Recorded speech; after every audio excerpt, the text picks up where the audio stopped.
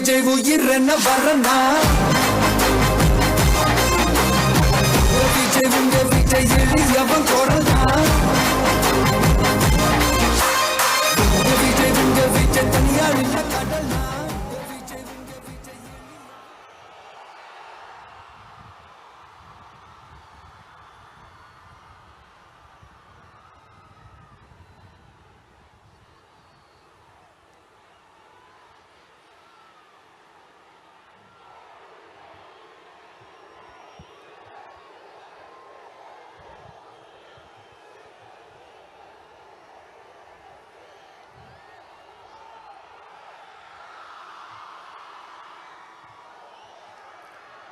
மஞ்சள் மஞ்சள் பொதுவா நல்ல காரியங்கள் ஸ்டார்ட் பண்றதுக்கு முன்னாடி இந்த மஞ்சள் எடுத்து வச்சுதான் ஸ்டார்ட் பண்ணுவாங்க. நம்ம வீட்டில் கூட நம்ம அம்மா அக்கா தங்கைகள் நமக்காக நாம நல்லா இருக்கணும்ன்றதுக்காக மஞ்சள் புடவை கட்டிக்கிட்டு தான் வேண்டிக்குவாங்க. அப்படி அந்த மஞ்சள்னாலே ஒரு தனி வைப்பு தாங்க. நம்ம கொடியில கூட அந்த வைப்ரண்டான அந்த எனர்ஜெட்டிக்கான அந்த மஞ்சள் இருக்குமே, அந்த மாதிரி மங்களகரமான மஞ்சள் விளையிற பூமி தான் இந்த ஈரோடு பூமி.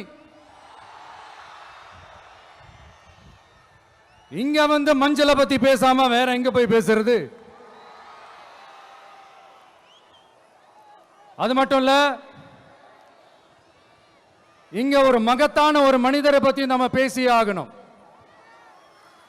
இந்த ஈரோடு மண் விவசாயத்துக்கும் பேர் போன மண். இங்க நடக்கிற அந்த விவசாயத்துக்கு மிக முக்கியமான ஒரு கவசமா இருக்கிறது என்ன தெரியுமா?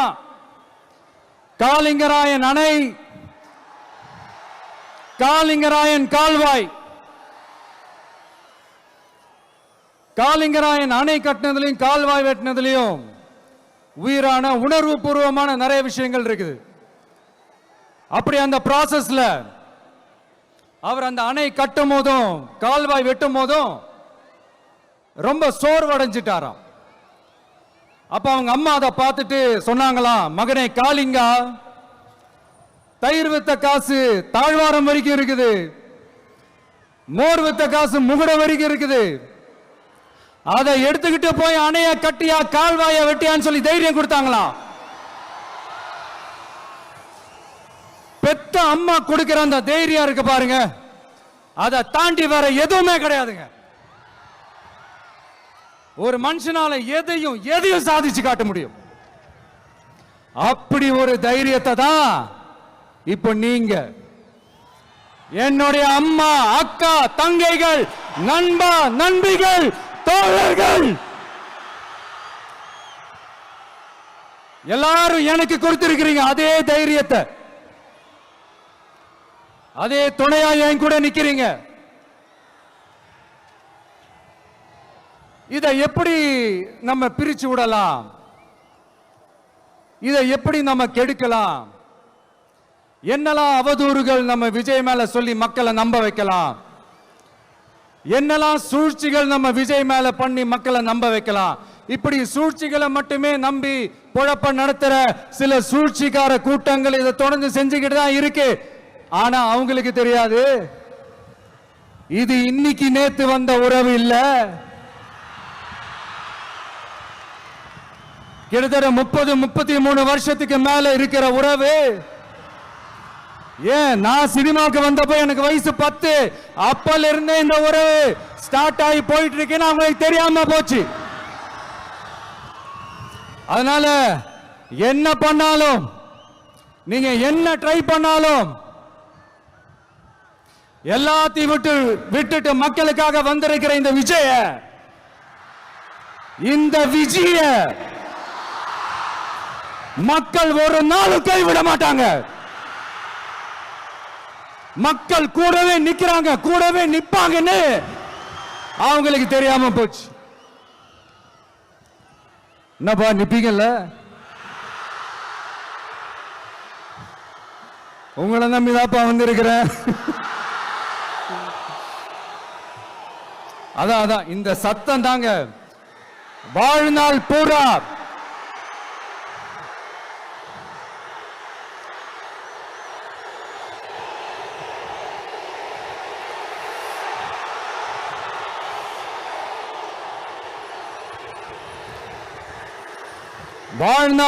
உங்களுக்கு நன்றியோடவே இருப்பேன். இப்போ நம்ம காளிங்கராயன் அவர்கள் அணையை கட்டுறதுக்காக பவானிக்கு போய் பார்க்கும்போது ஒரு இடத்துல ஒரு பாம்பு வந்து உட்கார்ந்துச்சான், படுத்துச்சான். அது படுத்த இடத்துல தான் அவர் அணையை கட்ட ஸ்டார்ட் பண்ணாராம். அப்புறம் அந்த பாம்பு வளைஞ்சி நெளிஞ்சி போற இடத்துல எல்லாம் கால்வாயை வெட்டினார்னு சொல்லி சில வாய்மொழி கதைகள்லாம் சொன்னாங்க. தண்ணியை சேமிச்சு வச்சு குடிக்கிறதுக்கும் விவசாயத்துக்கும். தம்பி கீழே இறங்கு, தம்பி கீழே இறங்குப்பா, ப்ளீஸ் கீழே இறங்குப்பா.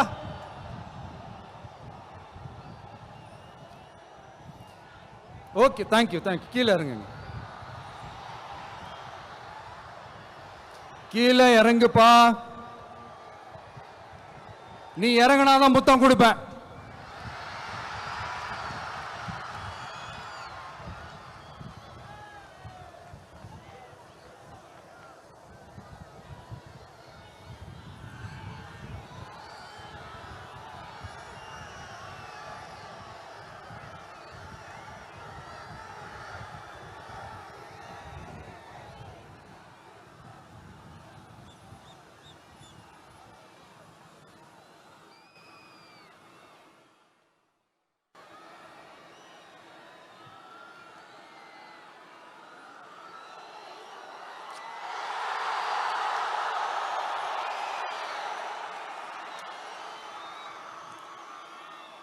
இப்படி தண்ணியை சேமிச்சு வச்சு குடிக்கிறதுக்கும் விவசாயத்துக்கும் வழி வகுக்கிறது எவ்வளவு பெரிய ஒரு நல்ல விஷயம்.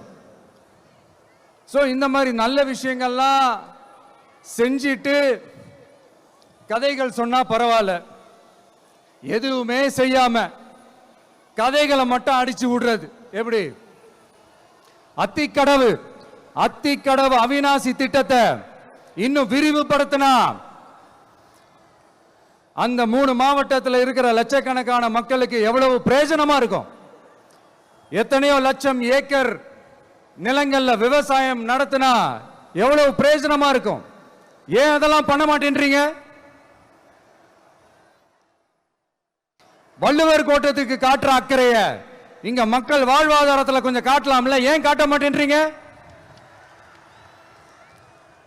இங்க என்ன கவர்மெண்ட் நடத்துறாங்களா இல்ல கண்காட்சி நடத்துறாங்களா? இந்த 21ஆம் நூற்றாண்டிலே மக்களை பத்தி எதுவுமே யோசிக்கிறது இல்ல. ஆனா அந்த காலத்திலேயே இது எல்லாத்தையும் பத்தி யோசிச்ச, மக்களை பத்தி, குடிக்கிற தண்ணியை பத்தி, விவசாயத்தை பத்தி, அணை கட்டுறதை பத்தி, கால்வாய் வெட்டுறதை பத்தி, இதெல்லாம் எங்கிருந்து? பவானியிலிருந்து நொய்யலாறு வரைக்கும் கால்வாய் வெட்டி இதெல்லாத்தையும் பத்தி யோசிச்ச காளிங்கராயன் அவர்களுக்கு கோடி கும்பிடு போட்டாலும் பார்த்தாதுங்க.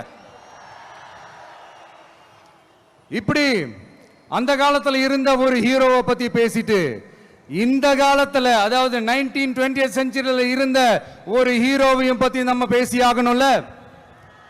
ஒருத்தர் இலகிய மனம் கொண்ட ஹீரோனா இன்னொருத்தர் இரும்பு மாதிரி அயன் மேன் தான். எஸ், நம்ம ஈரோடு கடப்பாறை தான்.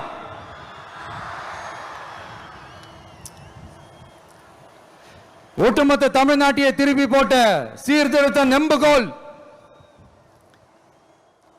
ஈரோடு மாவட்டத்தில் பிறந்த அவர்தான் இந்தியாவுக்கே இடஒதுக்கீடு சம்பந்தமான அரசியல் சட்டத்தை திருத்தறதுக்காக போராட்டம் நடத்தினவர் யாரு? நம்ம தந்தை பெரியாரு. 100 வருஷத்துக்கு முன்னாடியே வகுப்பு வாரி பிரதிநிதித்துவம் வேணும்னு கேட்டவர். அன்னைக்கும் சரி இன்னைக்கும் சரி ஒரு ஆச்சரியத்தோட பார்க்கக்கூடிய ஒரு மனிதர், நம்மளுடைய கொள்கை தலைவர். அப்ப அண்ணாவும் எம்ஜிஆரும் யாரு? பெரியார் அவர்கள் கிட்ட இருந்து எங்களுக்கு தேவையான கொள்கைகளை எடுத்துக்கிட்டோம். அவரை ஃபாலோ பண்ற, அவரை வழிகாட்டி ஏத்துக்கிட்ட அண்ணா அவர்கள் கிட்ட இருந்தோம், எம்ஜிஆர் அவர்கள் கிட்ட இருந்தோம் தேர்தல் அணுகுமுறையை எடுத்துக்கிட்டோம். அண்ணாவும் எம்ஜிஆரும் தமிழ்நாட்டோட சொத்து, அவங்கள பயன்படுத்துறத பத்தி யாரும் இங்க கம்ப்ளைண்ட்லாம் பண்ண முடியாது. அண்ணா எங்களோடது, எம்ஜிஆர் எங்களோடது, நீங்களா எடுத்துக்க கூடாது அப்படிலாம் யாரும் இங்க அழுதுட்டு இருக்க முடியாது, சொல்லிவிட்டேன்.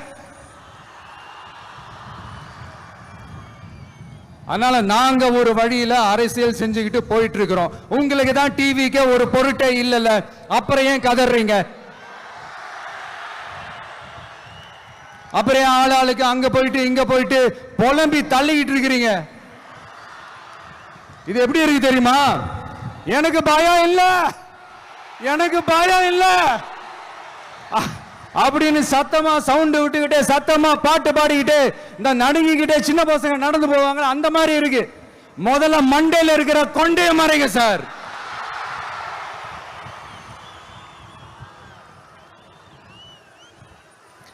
சும்மா மாறு வேஷத்துல மறு வச்சுக்கிட்டு மீடியா ஆளு, ரேடியோ ஆளுன்னு இவங்க ஆளுங்களை மாத்தி மாத்தி அனுப்பிக்கிட்டு இதெல்லாம் என்ன மக்களுக்கு தெரியாதுன்னு நினைச்சிட்டு இருக்கீங்களா?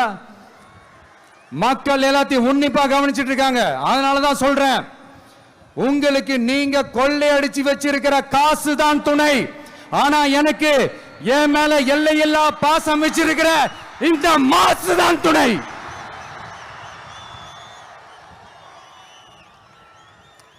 இப்படி நமக்கு துணையா இருக்கிற ஈரோடு மக்களுக்காக நான் இப்போ குரல் கொடுக்கலான்னு வந்திருக்கிறேன்.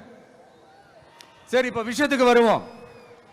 பெரியார் அவர்கள் கிட்ட இருந்த அந்த செல்வாக்கையும் அந்த பதவிகளையும் அந்த பவரையும் வச்சுக்கிட்டு அவர் என்ன சொன்னார் தெரியுமா?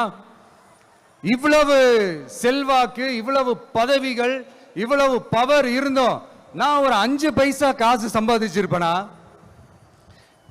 எனக்கோ இல்ல என் குடும்பத்துக்கோ பட்டங்கள் வேணும், பதவி வேணும்னு ஏதாவது கேட்டிருப்பேனா? இல்ல ஏதாவது லாபம் பார்த்திருப்பேனா? இல்ல எதுக்காவது ஆசைப்பட்டிருப்பேனா? ஆனா அவர் பேரை சொல்லிக்கிட்டு அவருடைய கொள்கையை ஃபாலோ பண்றதா சொல்லிக்கிட்டு இப்ப ஆட்சியில இருக்கிறவங்க என்னெல்லாம் செய்யறாங்கன்னு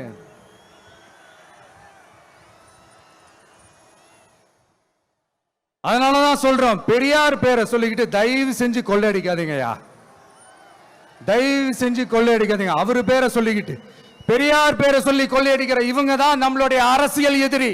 மக்களை நீங்க சொல்லுங்க, நம்மளுடைய அரசியல் எதிரி யாரு? நம்மளுடைய கொள்கை எதிரி யாரு? ரிப்பீட், நம்மளுடைய அரசியல் எதிரி யாரு? நம்மளுடைய கொள்கை எதிரி யாரு? உங்களுக்கு புரியுதுல்ல? எனக்கு அது போதும்யா, எனக்கு வேற எதுவுமே தேவையில்லை.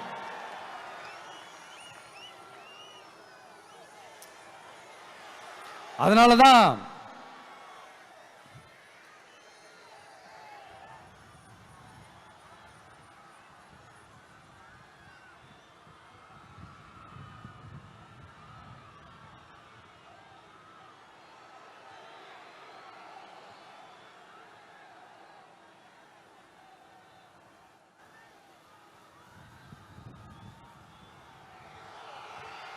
உங்களுக்கு நம்மளை பத்தி, நம்ம அரசியலோட நீங்க எல்லாரும் என்னோட அரசியலோட கனெக்டடா இருக்கீங்கன்றது ரொம்ப தெளிவா தெரியுது. அதனால எனக்கு அது போதும். அதனாலதான் எதிரிகள் யாருன்னு சொல்லிட்டு களத்துக்கு வந்திருக்கிறோம்.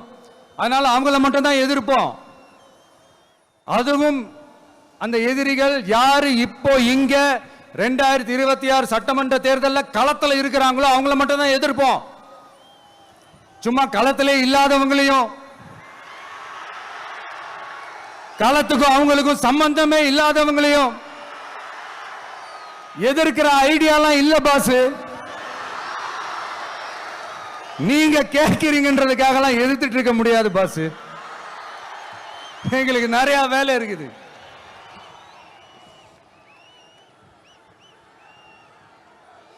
எத்தனை எத்தனை பொய்யான வாக்குறுதிகள். வந்த உடனே நீட்டை ரத்து செய்வோம், கல்வி கடனை ரத்து செய்வோம், கேஸ் சிலிண்டருக்கு மானியமா 100 ரூபாய் தருவோம், என்னெல்லாம் அடிச்சு விட்டுட்டு இன்னி வரைக்கும் கேட்கிறேன், இதெல்லாம் சொன்னாங்களே செஞ்சாங்களா? இவங்க எப்பவுமே இப்படிதான், சொல்றது ஒண்ணு செய்யறது ஒண்ணு.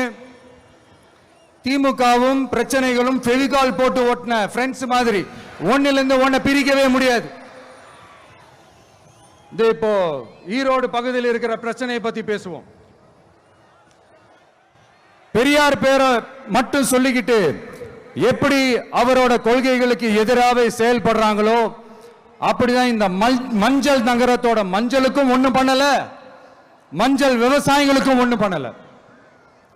ஆராய்ச்சி மையம், சிறப்பு மையம்னு கோடி கோடியா டெண்டர் விட்டாங்க, பேருக்கு கட்டிடத்தை கட்டினாங்க. ஆனா உலகமே போட்டி போட்டு வாங்குற மஞ்சளை மதிப்பு கூட்டி விற்பனை செய்ய,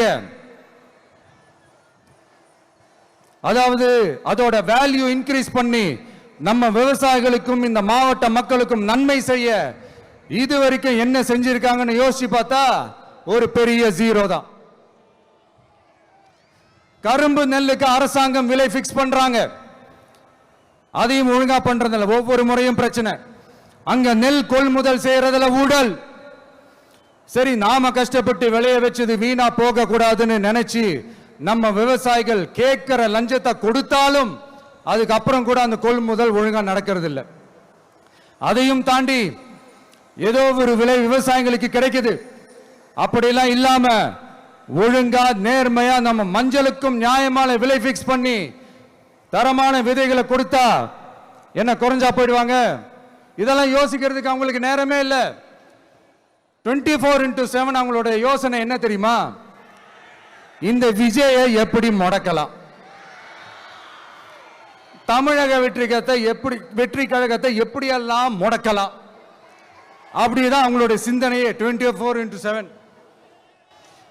எத்தனையோ வருஷத்துக்கு முன்னாடி நம்ம காளிங்கராயர் நதிகளின் இணைப்புக்கு முன்னோடியா இருந்தார். பவானி ஆத்துல அவர் அதிகமான தண்ணி அணை கட்டி தேக்கி தண்ணீர் வறட்சியான பகுதிகளுக்கு அனுப்பினார். ஆனா இன்னைக்கு இவ்வளவு நவீன வசதிகள் இருந்தோம், இவ்வளவு சயின்ஸ் வளர்ச்சிகள் இருந்தோம், இவ்வளவு டெக்னாலஜி வளர்ச்சிகள் இருந்தோம், அவங்க வாக்குறுதியில் ஒன்று கொடுத்தாங்கல்ல, பவானி நொய்யலாறு அமராவதி 6 இணைப்பு திட்டத்துக்கு ஒரு துரும்ப கூட கிள்ளி போடல. வாக்குறுதி நம்பர் 103 சொன்னாங்களே செஞ்சாங்களா? சரி, இதாவது ஒரு பெரிய ப்ராஜெக்ட் வைங்க. ஆறுகளை சுத்தப்படுத்த பல ஆயிரம் கோடி நிதி ஒதுக்குவோம், தமிழ்நாட்டில் உள்ள ஆறுகளை சுத்தப்படுத்துவோம்னு சொன்னாங்களே செஞ்சாங்களா? ஆனா ஆத்து மணலை கொள்ளையடிக்கிறதுல மட்டும் வேலையை கரெக்டா செய்வாங்க. இதை நான் ஏன் திரும்ப திரும்ப சொல்றேன்னா, மக்களே நீங்க புரிஞ்சுக்கணும். கொஞ்சம் மசந்தா மற்ற மாவட்டங்கள்ல மணல் காணாம போன மாதிரி, மலைகள் காணாம போன மாதிரி, நம்ம மாவட்டத்தில் தனி வளத்தை கொடுத்த செம்மண்ணும் காணாம போறதுக்கு வாய்ப்பு இருக்கு மக்களே. நம்ம மண்ணுக்கும் நம்ம ஆத்துக்கும் நம்ம விவசாயிக்கும் தான் இந்த மோசமான நிலைமை. அதனால ஏதாவது தொழில் செஞ்சு பிழைக்கலாம்னு பார்த்தா அதுக்கும் எங்க விடுறாங்க? தொழில்னு பார்த்தா 30% நெசவாளர்களுக்கு கூலி பாக்கி. அரசாங்கம் நம்ம நெசவாளர்கள் கிட்ட இருந்து கொள்முதல் செய்த வேட்டி சேலைக்கான கூலியை கூட போராடித்தான் வாங்க வேண்டியதா இருக்குது. அது சலுகையோ உதவியோ நலத்திட்டமோ கிடைக்காது. நம்ம உழைப்புக்கான ஊதியம், நம்மளோட உரிமை, அதுக்கே போராட வேண்டிய நிலையில தான் இந்த அரசாங்கம் நம்மளை வச்சிருக்கு. நல்லா பார்த்துக்கங்க மக்களே, உரிமைக்கு குரல் கொடுத்தவங்க தான் இவங்க. சிறு குறு தொழில்கள் பீக் ஹவர்ஸ் சார்ஜ்னு கரண்ட்டுக்கு அநியாய விலை வச்சு அதையும் செய்ய விடாம நம்மளை முடக்கிறாங்க. அந்த பீக் ஹவர்ஸ் சார்ஜ் கொள்ளையால எத்தனை வருஷமா எவ்வளவு பேர் பாதிக்கப்படுறோம், எவ்வளவு தொழில்கள் பாதிக்கப்படுது. நாமளும் கத்துறோம், போராடுறோம், கோரிக்கை வைக்கிறோம். எதையாவது இவங்க கண்டுக்கிறாங்களா? கொஞ்சம் யோசிங்க. ஏன் கண்டுக்க மாட்டேன்றாங்கன்னு கொஞ்சம் யோசிங்க. அப்பதாங்க பிரைவேட்ல அதிக விலைக்கு கரண்ட் வாங்க முடியும், அதுக்கு டெண்டர் விட முடியும். அப்படி டெண்டர் விட்ட மேட்டர்ல எல்லாம் என்ன நடக்கும்னு உங்களுக்கும் தெரியும், எனக்கும் தெரியும், நம்ம எல்லாருக்குமே தெரியும். இந்த மாதிரி ஈரோடுல மட்டும் இல்ல, எந்த மாவட்டத்துக்கு போனாலும் பிரச்சனைகள் மேல பிரச்சனைகள் தான். அதையெல்லாம்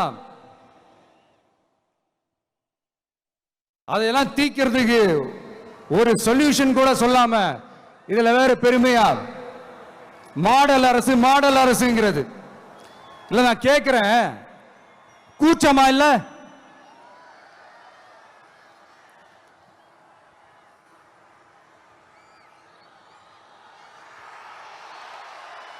இதெல்லாம் கேட்டா அப்படியே நம்ம பக்கம் யூட்டர்ன் அடிச்சு வந்துருவாங்க.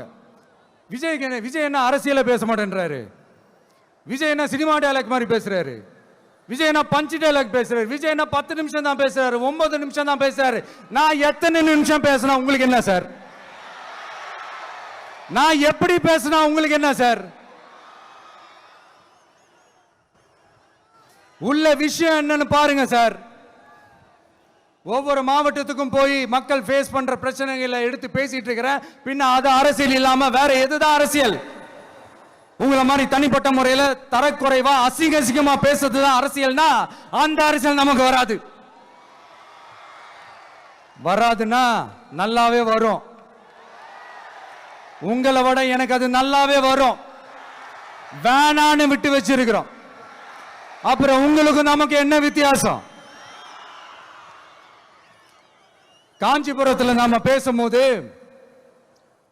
இந்த மாதிரி உங்களால் அமைக்கப்பட போற ஆட்சியில நம்ம ஆட்சிக்கு வந்த உடனே என்னெல்லாம் செய்ய போறோம்ன்றது சிலது சொன்னோம். அதையெல்லாம் தப்பா புரிஞ்சுக்கிட்டு இப்போ சொல்றேன், விளக்கமா சொல்றேன், நான் சலுகைகளுக்கு எதிரானவன் கிடையாது. மக்களுக்கான சலுகைகளை இலவசம்னு சொல்லி அசிங்கப்படுத்துறதுல எனக்கு உடன்பாடு கிடையாது. மக்கள் காசுல மக்களுக்கு செய்யறதை எப்படி இலவசம்னு சொல்லுவீங்க? அப்படியே செஞ்சிட்டாலும் ஓசில போறேன்னு சொல்லி அசிங்கப்படுத்துறீங்க. என்ன கேட்கறதுக்கு ஆள் இல்லைன்னு நினைச்சீங்களா? மக்களுக்கு ஒண்ணுன்னா இந்த விஜய் வந்து நிப்பா, இந்த விஜய் வந்து கேள்வி கேட்பா. இந்த விஜய் எப்பவுமே மக்கள் பக்கம் தான், அதே மாதிரி மக்களும் என் பக்கம் தான். என் மக்கள் மானத்தோட மரியாதையோட கௌரவத்தோட வாழணும். என் மக்கள் யாருக்கும் கீழே கிடையாது. அப்படி அவங்க கௌரவத்தோட வாழணும்னா அவங்களுக்கான வாழ்க்கை தரம் உயரணும். வாழ்க்கை தரம் உயரணும்னா அவங்களோட வாழ்வாதாரம் உயரணும். வாழ்வாதாரம் உயர்ந்தாதான் பொருளாதாரம் உயரும். பொருளாதாரம் உயர்ந்தாதான் வசதி வாய்ப்புகள் உயரும். இதெல்லாம் உயர்ந்தாலே ஆட்டோமேட்டிக்கா அவங்களோட வாழ்க்கை தரம், அவங்களுக்கான மரியாதை, அவங்களுக்கான கௌரவம் எல்லாமே உயரும். இதுக்கான வழிகள், அந்த சூழல்களை அந்த கவர்மெண்ட் அமைச்சு கொடுக்கணும். இதுக்கான அந்த திட்டங்களை செயல்படுத்தணும். இதெல்லாம் செஞ்சாதான் அந்த அரசாங்கம் ஒரு நல்ல அரசாங்கம். இதைத்தான் சொன்னோம்.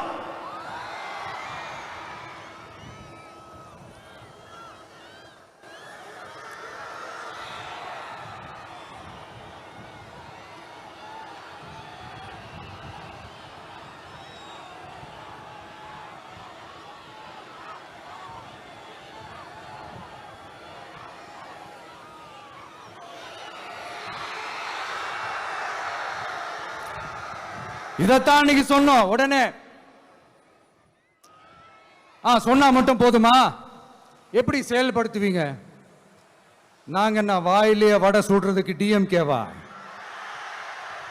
டிவிகேடா?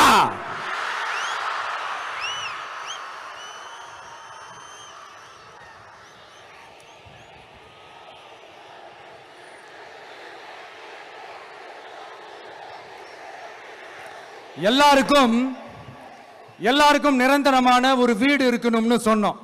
உடனே எங்க ஆட்சியிலே நாங்க எல்லாரும் வீடு கட்டி கொடுத்துட்டோமே அப்படிங்கிறது இல்ல. நான் கேட்கிறேன், இங்க உங்களை தான் கேட்கிறேன், இங்க வாடகைக்கு இருக்கிறவங்களே இங்க யாரும் இல்லையா? எல்லாருக்கும் சொந்தமா வீடு கட்டி கொடுத்துட்டாங்களா? அடுத்து வீட்டில் இருக்கிற ஒவ்வொருத்தரும் மினிமம் டிகிரி படிச்சிருக்கணும் அப்படின்னு சொன்னோம். உடனே எங்க ஆட்சியிலே எல்லாரும் டிகிரி படிச்சு முடிச்சிட்டாங்களே அப்படிங்கிற மாதிரி சொல்றது அது உண்மைனா? ஸ்கூல் லெவல்லையே டிராப் அவுட்ஸ் அதிகமானது யாரோட ஆட்சியிலங்க?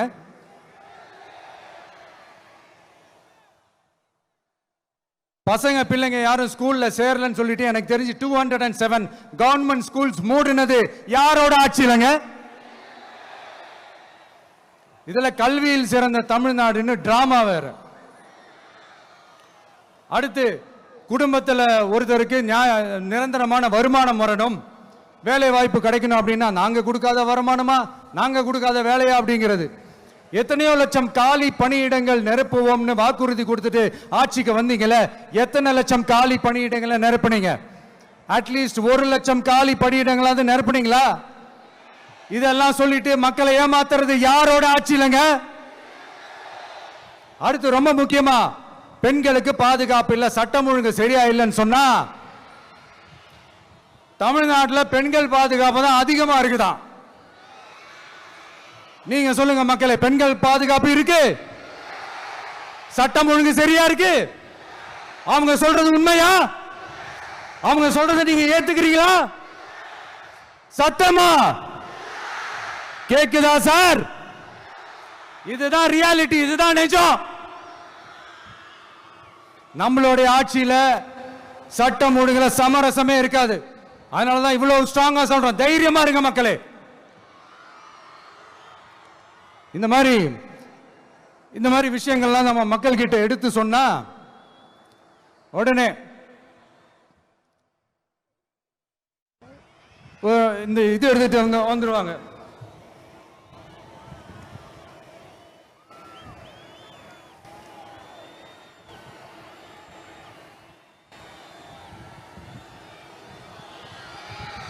இந்த மாதிரி இதெல்லாம் என்னென்ன செய்ய போறோன்றது சிலதெல்லாம் காஞ்சிபுரத்தில் சொன்ன மாதிரி சொன்னா எல்லாத்தையும் தப்பா திருச்சி பேசிக்கிட்டு அவதூறு பரப்பிக்கிட்டு. நான் கூட யோசிப்பேன், எம்ஜிஆர் அவர்களும் மேடம் ஜெயலலிதா மேடம் அவங்களும் ஒரே வார்த்தையில சொல்லி இந்த திமுகவை காலி பண்ணாங்கல்ல. நான் கூட யோசிப்பேன், ஏன் இவ்வளவு ஹார்ஷா பேசுறாங்க, ஏன் இவ்வளவு ஹார்ஷா அவங்கள திட்டுறாங்கன்னு யோசிச்சது உண்டு. இப்பதானே புரியுது. அவங்க 2 பேரும் சொன்னதை இப்ப நானும் ரிப்பீட் பண்றேன். திமுக ஒரு தீய சக்தி, திமுக ஒரு தீய சக்தி, திமுக ஒரு தீய சக்தி, திமுக ஒரு தீய சக்தி, தீய சக்தி, தீய சக்தி, தீய சக்தி. என் நெஞ்சில் குடியிருக்கும் ஈரோடு மக்களே,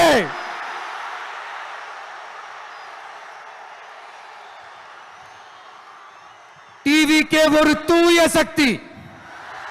எப்படி? டிவிகே ஒரு தூய சக்தி. தூய சக்தி டிவிகேவுக்கும் தீய சக்தி டிஎம்கேவுக்கும் தான் போட்டியே.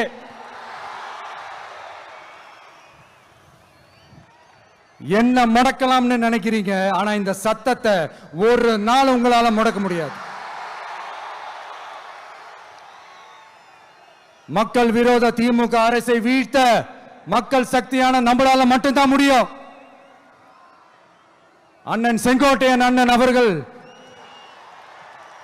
நம்ம கூட வந்து சேர்ந்தது நமக்கு ஒரு மிகப்பெரிய ஒரு பலம். அந்த மாதிரி செங்கோட்டையன் அண்ணன் அவர்கள் மாதிரி இன்னும் நிறைய பேர் வந்து சேர இருக்கிறாங்க. அவங்க எல்லாருக்குமே அந்த உரிய அங்கீகாரத்தை கொடுப்போம். அது மட்டும் இல்ல, அப்புறம் இன்னொரு விஷயம் சொல்ல மறந்துட்டேன். இப்போ ரீசண்டா ஒரு இடத்துல நம்ம சிஎம் சார் அவர்கள் பேசும்போது சொன்னாங்க, என் கேரக்டரையே புரிஞ்சுக்க மாட்டேங்கிறேன். இது சினிமா டயலாக் இல்லையா? நான் ஏதாவது பேசினா சினிமா டயலாகா? சார் பேசினா அது சினிமா டயலாக் இல்லையா? சிலப்பதிகாரத்திலிருந்து எடுத்ததா அந்த லைன். என் கேரக்டரையே புரிஞ்சுக்க மாட்டேன்றது. உங்களை எப்படிதான் சார் புரிஞ்சுக்கிறது? எந்தெந்த விஷயத்துலலாம் சார் உங்க கேரக்டர் நாங்க புரிஞ்சுக்கிறது? அதையும் நீங்களே சொல்லிட்டீங்கன்னா கொஞ்சம் நல்லா இருக்கும் சார். சட்டம் ஒழுங்குல நாடே சந்தி சிரிக்குது, அதுலயா? பெண்கள் பாதுகாப்புல நாடே சந்தி சிரிக்குது, அதுலயா? பொய் வாக்குறுதிகளா கொடுத்து ஏமாத்தி ஆட்சிக்கு வந்தீங்களே, அதுலயா? எதுலதான் சார் உங்க கேரக்டர் நாங்க புரிஞ்சுக்கிறது? ஆனா ஒண்ணு, தமிழ்நாட்டில் ஆட்சி செய்யற நீங்களும் சரி, ஒன்றியத்தில் ஆட்சி செய்யறவங்களும் சரி, நீங்க 2 பேரும் முதல்ல என்னோட கேரக்டரை புரிஞ்சுக்கணும் சார். என்னோட கேரக்டர்னு சொன்னது நம்ம மக்களோட கேரக்டரை. 2026 சட்டமன்ற தேர்தலோட அந்த கேரக்டரே கொஞ்சம் வேற மாதிரி சார். அத கொஞ்சம் தயவு செஞ்சு நீங்க புரிஞ்சுக்கணும் சார். புரிஞ்சுக்கலனா மக்களே உங்களுக்கு புரிய வைப்பாங்க சார். கான்பிடென்ட்டா இருங்க சார். நல்லதே நடக்கும் சார். வெற்றி நிச்சயம் சார். மீண்டும் சந்திக்கும் வரை நன்றி, வணக்கங்க சார்.